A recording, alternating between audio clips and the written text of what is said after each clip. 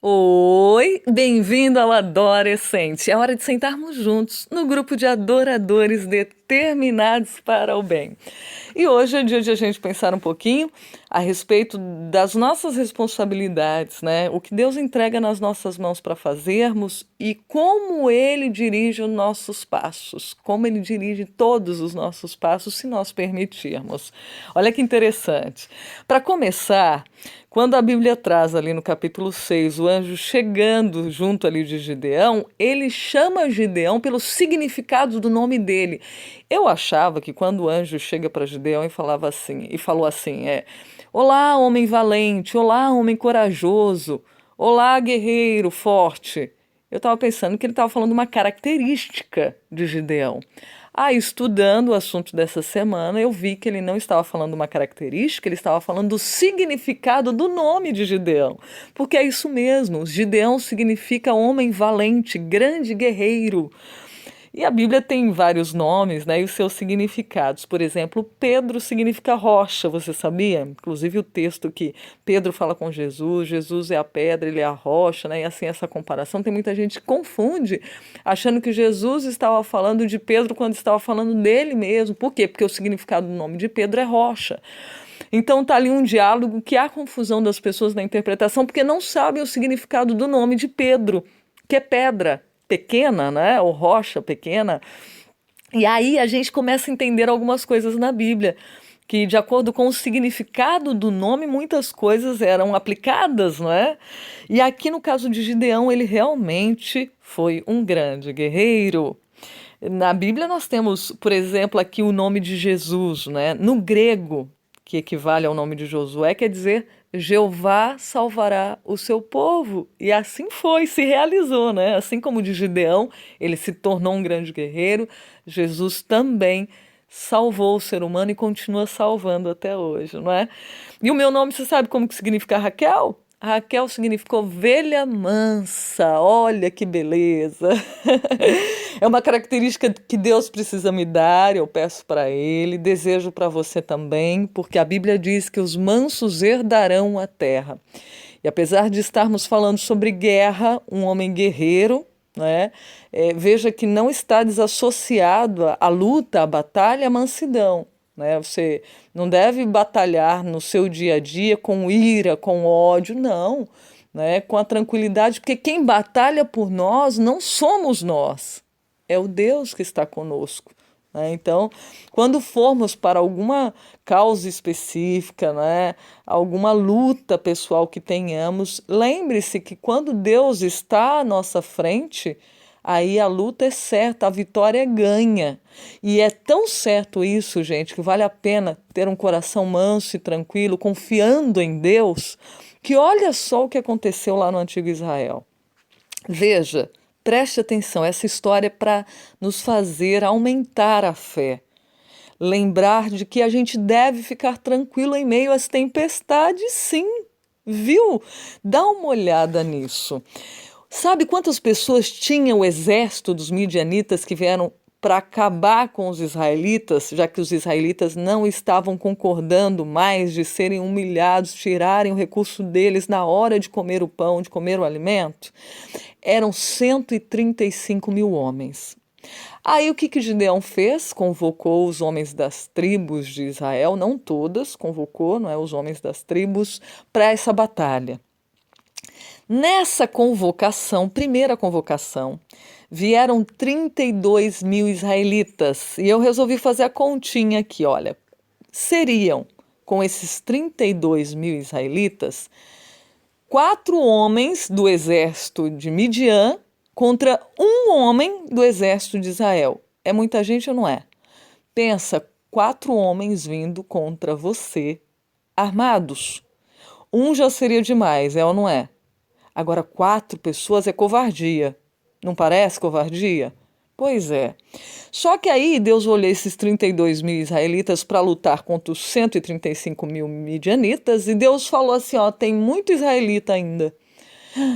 Não bastasse 4, Deus falou: tem muito israelita. Aí diminuiu para 10 mil. Sabe para quantos homens de Midian contra os israelitas, foi aí a conta, seriam agora 13 homens armados vindo contra você. Aumentou de 4 para 13. E aí Deus ainda olhou e falou assim: não, ainda tem muita gente. Como assim?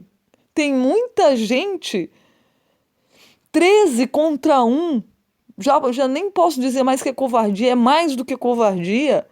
E Deus ainda falou que tinha muita gente do povo de Israel, quer dizer, aumentaria a proporção de inimigos ainda. Aí ele diminuiu para 300. Sabe quantos homens ficaram para lutar contra cada soldado de Israel? Cada um, 450, se você fizer a conta, 135 mil do exército de Midian contra 300 israelitas. 450 contra 1. Se 4 estava muito, 13 estava extrema covardia, imagina 450, gente.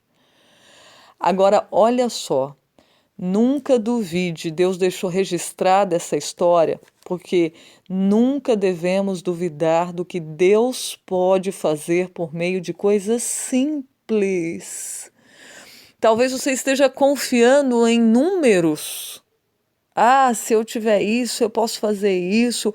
Ou alguém que é maior que você e que milita contra você, tem mais poder que você, e de repente poder financeiro, poder de posição mesmo, né? Em outros, e várias vezes você fica assim, agora, Senhor, às vezes é um que deixa a gente já com medo e preocupado. Agora imagine 450, eu já achava demais, incrível o número de príncipes que eram contra Daniel, que eram 100. E Daniel continuava a sua vida tranquilo, confiante no Senhor, porque ele sabia quem era o seu Deus. Olha que lindo, gente. Agora, 450 contra 1. É você entender e eu entendermos juntos que esses 300 eram daqueles 32 mil, os homens, de acordo com o livro Escolhidos, que eram fiéis a Deus. E isso fez diferença. Eles olha só, eles não se curvaram a outros ídolos, como a maioria tinha feito.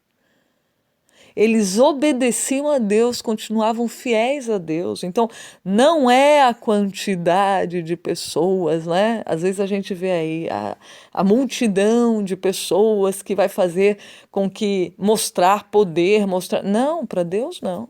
Para Deus não é isso, não. Às vezes uma pessoa, se tivesse um ouvinte do Adorescente, eu ia pedir igual para Deus abençoar, engrandecer, ajudar, auxiliar, estaria gravando igualmente esses áudios, de igual maneira com o mesmo esmero e empenho que gravo para mais de 400 ouvintes. E assim deve ser o nosso coração, porque Deus se importa com uma pessoa, seja um que precisa da nossa ajuda.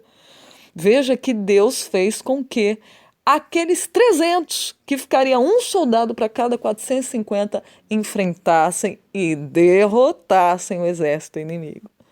Vê só, é Deus deixando escrito que aquele que é fiel pode fazer a diferença para o mundo. Se você está aí no seu cantinho pensando assim, eu sou tão insignificante, né?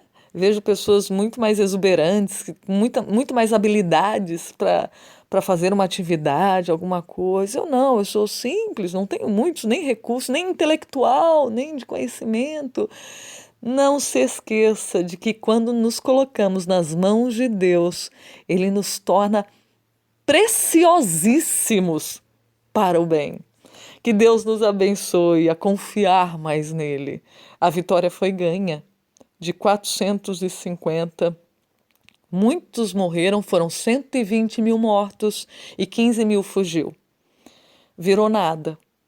E nas mãos de Deus, vence qualquer gigante, qualquer número de inimigos contra você e contra mim, se Deus estiver à frente. Lembre-se disso.